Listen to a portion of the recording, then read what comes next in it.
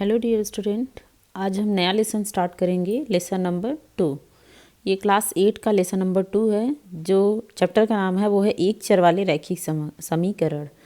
तो इसको इंग्लिश में हम बोलते हैं लीनियर इक्वेशंस फॉर, मतलब सिंगल वेरिएबल ये लीनियर इक्वेशंस। ठीक है, तो ये जो हमारा चैप्टर है, पहले इसके बारे में हम जानेंगे कि इसका मतलब क्या है। तो देखिए, इसमें बोला है एक चर वाले रैखिक समीकरण। मतलब कि चर का मतलब होता है वेरिएबल्स। वेरिएबल्स या चर को हम समझेंगे कैसे, वो आप ध्यान से देखिए।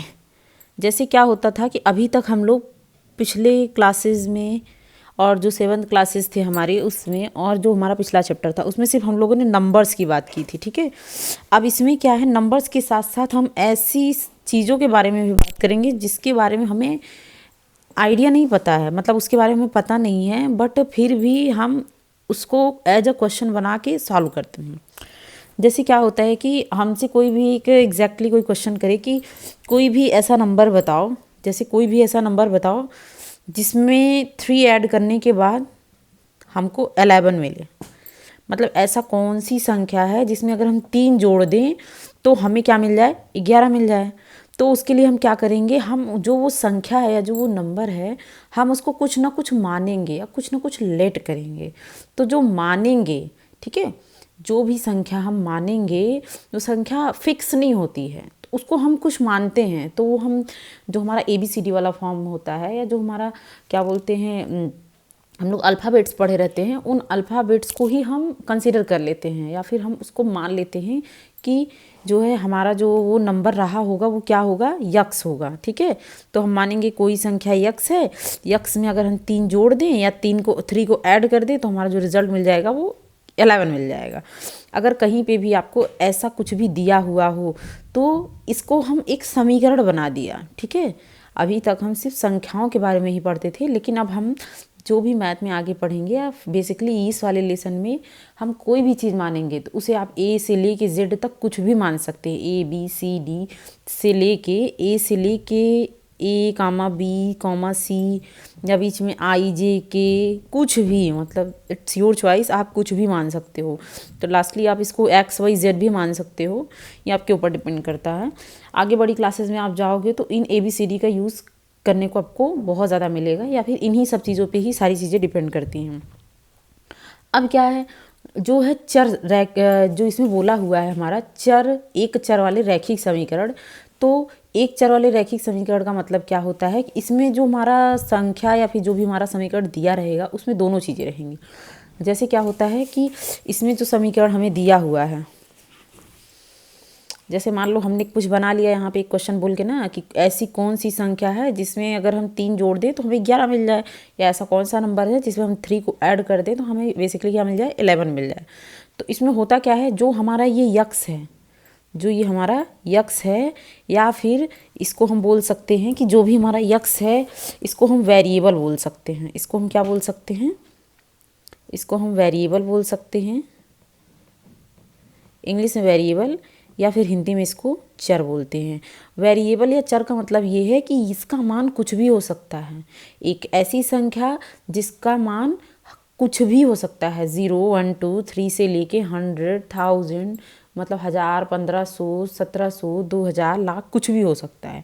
तो इसका मतलब क्या है कि वेरिएबल या चर वे संख्याएं होती हैं जो कि फिक्स नहीं होती हैं। ठीक है, तो ये हमारा चर होगा। और अचर क्या होता है, जिसको हम नॉन वेरिएबल्स बोलते हैं। जैसे हमारा 11 हो गया, 11 को हम नॉन वेरिएबल बोल सकते हैं। ये हमारा क्या हो जाएगा, नॉन वेरिएबल। इसी को हम बोलते हैं अचर, मतलब कि ये संख्या हमारी बदल नहीं सकती। इसी को हम कांस्टेंट बोलेंगे, या फिक्स संख्या बोलेंगे, या स्थिर संख्या बोलेंगे। तो इस चैप्टर में आपको 2 चीज़ें नई मिली हैं, एक वेरिएबल, दूसरा नॉन वेरिएबल।